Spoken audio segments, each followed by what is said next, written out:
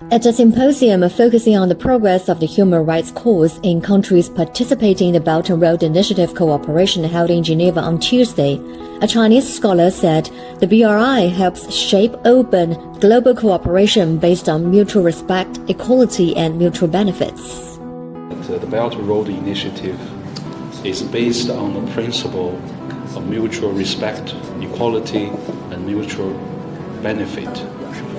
It aims to bring mutually beneficial cooperation and development opportunities to countries along the route. This initiative focuses on promoting policy coordination, connectivity of infrastructure and facilities in unimpeded trade, financial integration, and closer people-to-people tie.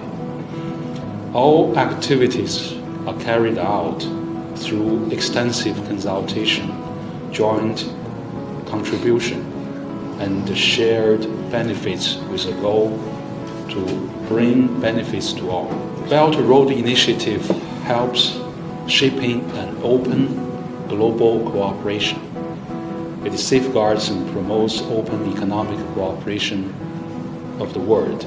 This initiative encourages openness and stimulates growth.